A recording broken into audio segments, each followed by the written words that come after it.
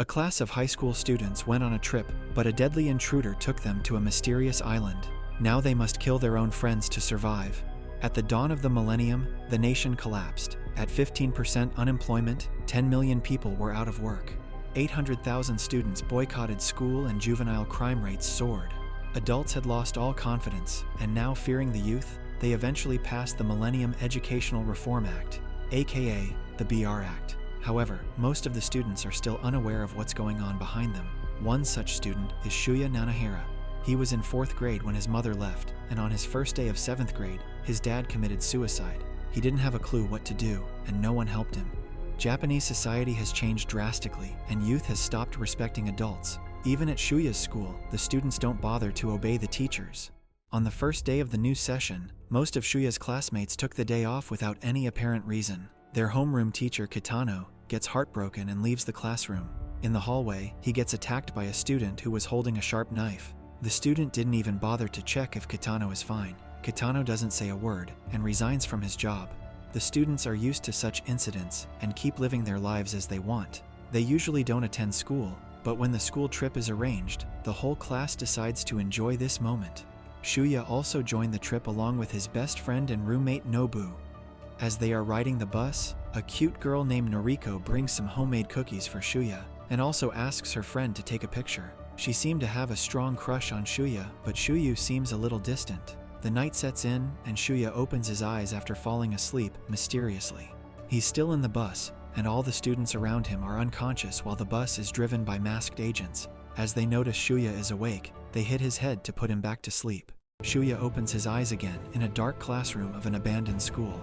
All of his classmates are there along with 2 other mysterious boys. They all are wearing strange metal necklaces. Suddenly, several military jeeps reach the school and turn on the classroom lights. A man walks to the board to explain the situation, and this man is no other than Kitano. He says he is going to take back his class, and he introduces the 2 mysterious boys as the transfer students named Kawada and Kiriyama. He tells all of them to sit down and listen to what the BR Act is. Suddenly, Kitano notices Nobu and recognizes him as the one who attacked him with a knife. He stopped coming to school but joined the trip for the sake of his friends. Kitano says that because of disobedient students like Nobu, Japan is destroyed, so the government has passed a law called Battle Royale, aka the BR Act. According to this law, the students have to kill each other until only one of them is left.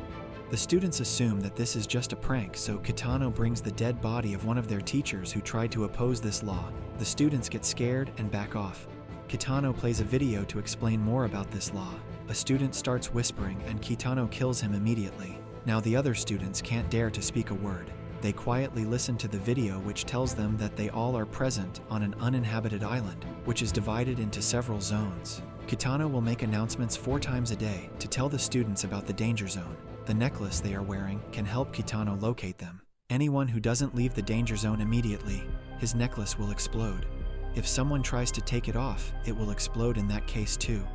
Nobu gets enraged and starts abusing Kitano. The teacher gets triggered and sends a signal to Nobu's necklace, which explodes and kills him. The students have only 3 days, and if more than one student survives after 3 days, all of them will be killed. No one will win. Kitano says this all is happening because the youth don't respect the adults. The game starts now. Each student will be given a survival bag with food, map, flashlight, and a random weapon. Each student is called out one by one, and they leave with a bag. When Shuya is called, he tells Noriko that he will wait for her outside. But as soon as they step outside, some of the students start attacking already, and 2 of them die. Shuya runs away with Noriko and hides in the forest. He treats her wound, and then they check their bags. As their weapons, Noriko gets binoculars and Shuya gets a potlet. Both of them are useless, so there are very small chances of their survival. Shuya asks about Noriko's friends, but she reveals that all of them are toxic, and she can't trust anyone except Shuya. This reminds Shuya of his beloved friend Nobu. He once told Shuya that he has a crush on Noriko, and he joined the trip just because Noriko asked him to. Shuya couldn't save him, but he will try his best to protect the girl Nobu loved. Meanwhile, the transfer student Kiriyama gets caught by a group of bullies who want to steal his weapon, but it's just a paper fan. They make fun of him and point a machine gun towards his head. Kiriyama is more skilled than he looks. He snatches the gun and kills all of them. Not all the students have the courage to play this deadly game, and 2 of them chooses to commit suicide, while some students preferred to find a hiding spot. A girl named Megumi hides in an old storage, but a female bully named Mitsuko finds her. She asks Megumi about her weapon, and it turns out to be a stun gun. To get the stun gun, Mitsuko mercilessly kills Megumi. The next morning, the first announcement is made, which includes the names of all the students who have died. Hearing the announcement, Shuya and Noriko take out their maps to mark the danger zones. They start moving away from the danger zones but get attacked by a guy armed with an axe.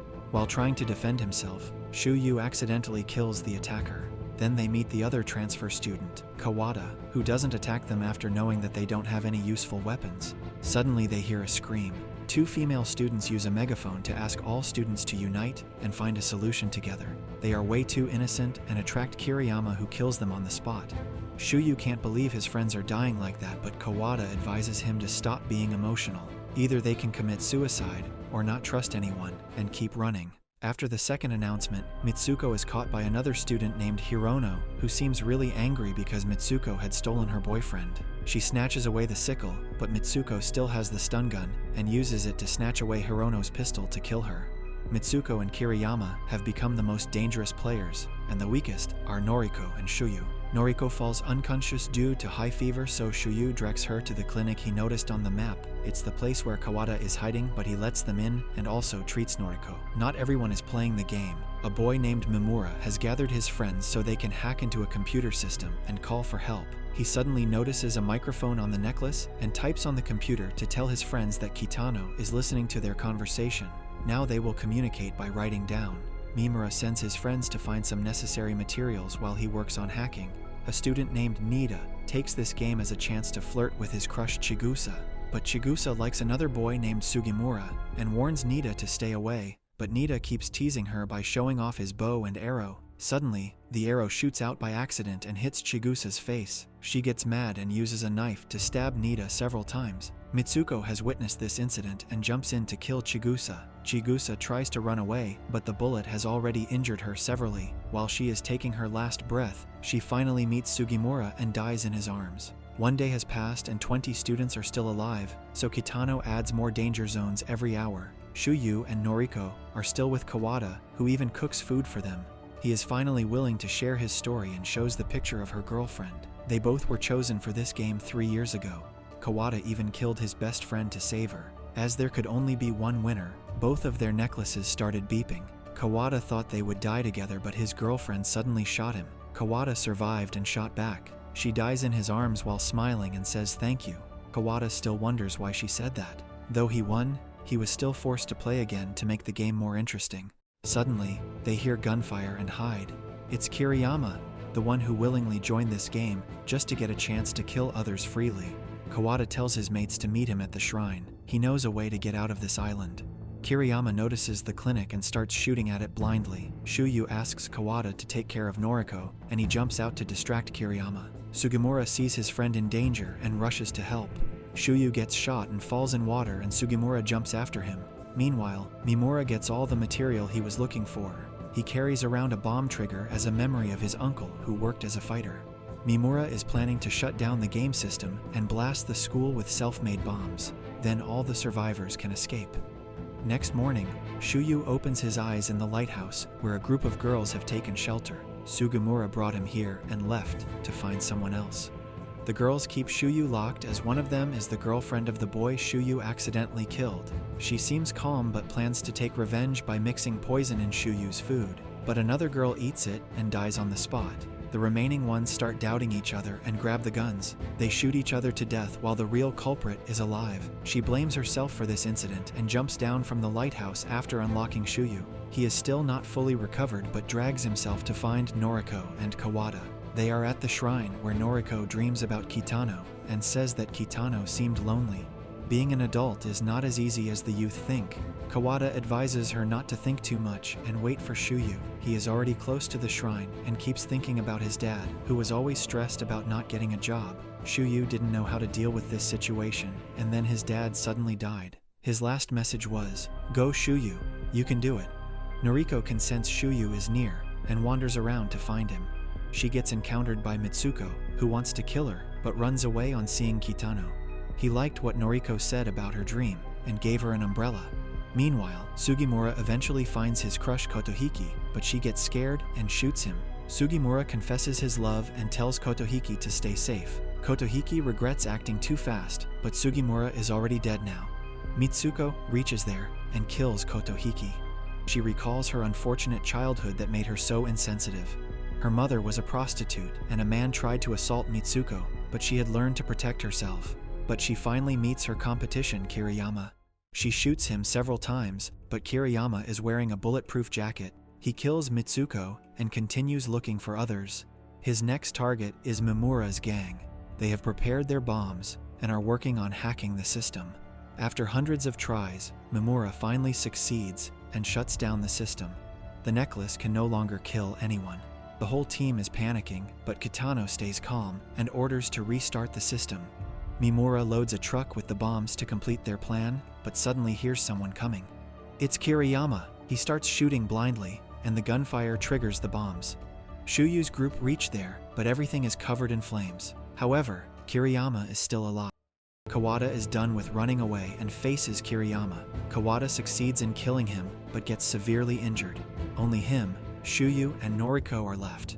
They head to the seashore where Kawada confesses that he was just using them the whole time to win by himself. The story about his girlfriend was also a joke. Saying this, Kawada grabs the gun to shoot them. Kitano's system gets an alert that only Kawada is alive now. The team wants to search for him, but Kitano tells them to leave. Afterwards, he waits for Kawada. The one who hacked the system is actually Kawada, who did this months ago to avenge the death of his girlfriend. Shuyu and Noriko are alive too. Kitano shows them a painting with Noriko as the main character, as she has the purest heart. If Kitano could choose a winner, it would be Noriko. He takes out his gun and tells Noriko to shoot him if she doesn't want to die. She can't bring herself to do it, but Shuyu does. Later they realize that Kitano was holding a water gun. He didn't intend to kill Noriko and wishes his own daughter was respectful like her too. After Kitano dies, the three survivors ride a boat home, but Kawada dies due to his injuries. His last words were thank you, just like his girlfriend, because he finally understood why she said that. She was grateful for finding him, and Kawada was grateful to find Shuyu and Noriko. After reaching the city, they both have to stay underground as they are declared murderers by the government. They may have to keep running all their lives, but at least they have each other. Trust is giving someone the opportunity to destroy you, but we can't live alone either. Everyone needs a little love, care, and attention.